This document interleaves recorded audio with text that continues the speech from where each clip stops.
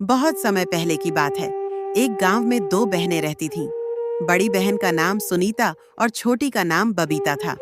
कुछ दिनों से बबीता के पति रमेश की तबीयत काफी खराब चल रही थी। गांव के वैद्य और शहर के डॉक्टर भी देख चुके थे, मगर कोई लाभ नहीं हुआ।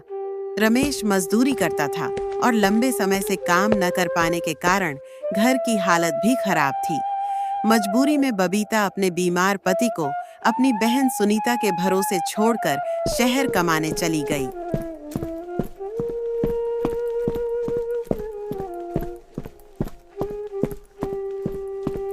सुनिए जी, अब मैं इस मरे हुए से तंग आ चुकी हूँ। पता नहीं कब इसका बोझ उतरेगा हमारे सिर से। क्या हुआ भाग्यवान?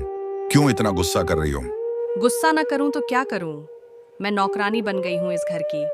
दिन रात इस बीमार के लिए झाड़ू पोछा, खाना पीना, सेवा सब मैं करूँ, और उसकी बीवी शहर में ऐश कर रही है। वो मजबूरी में गई है, उसके पास और कोई चारा नहीं था।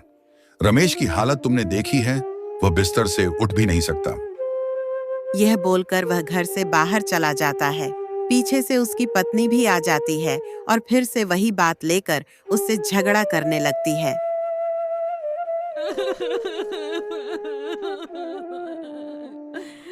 भाग्यवान, रोना बंद करो। ये मानवता है, उसकी देखभाल करना हमारा भी फर्ज है। बबीता मेरी सगी बहन है। बहन है तो अपने घर ले जाकर रख लो, लेकिन मैं अब और नहीं सहूंगी। आज या तो वह मरेगा या मैं घर छोड़ दूंगी। प्लीज ऐसा मत कहो। अगर एक और शब्द बोले तो मैं अभी के अभी चली जाऊंगी। उसी गुस्से में सुनीता रमेश के कमरे में पहुंचती है। ए रमेश, बहुत हुआ तेरा नाटक, उठ और निकल यहाँ से। क्या हुआ दीदी? मैंने क्या किया?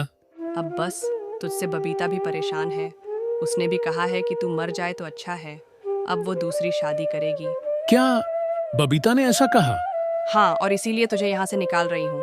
अब जल्दी निकल। ठीक है दीदी, मैं चला जाता हूँ। मुझसे अब और नहीं झेला जाता अपमान।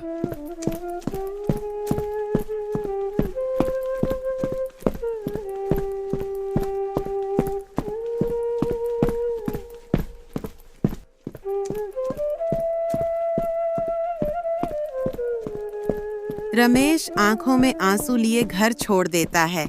बाहर अंधेरा हो रहा होता है। धीरे धीरे वह गांव के बाहर बहती नदी तक पहुंचता है।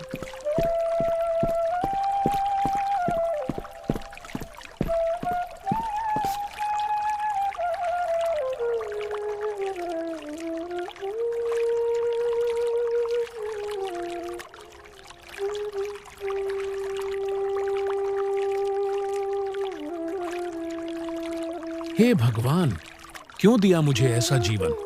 माता पिता पहले ही चले गए, अब पत्नी ने भी छोड़ दिया और बहन के घर से भी धक्के खाकर निकाला गया। इतने में उसका पैर फिसलता है और वह नदी में गिर जाता है।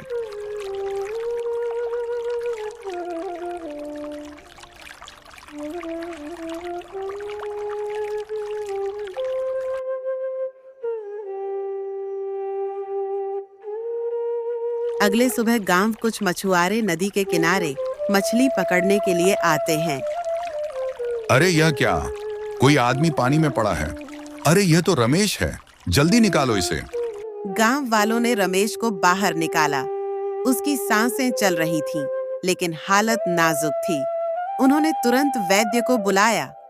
उधर बबीता शहर से गांव लौटती है।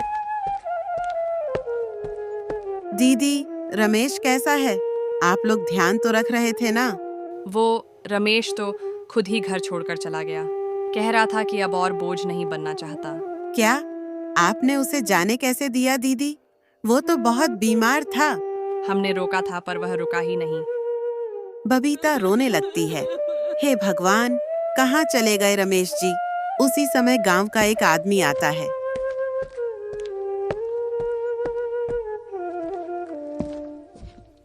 अरे बबीता, जल्दी चलो, तुम्हारे पति को हम नदी से निकालकर वैद्य के पास ले गए हैं। हालत गंभीर है। जैसे ही उसे यह खबर मिलती है, वह घबराई हुई तेजी से वैद्य के घर की ओर दौड़ पड़ती है।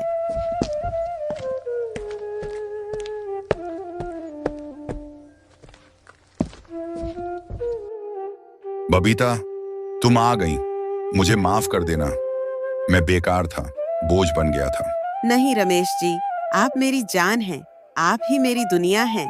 रमेश चुपचाप बैठा रहता है। बबीता पास आकर हालात समझाने लगती है।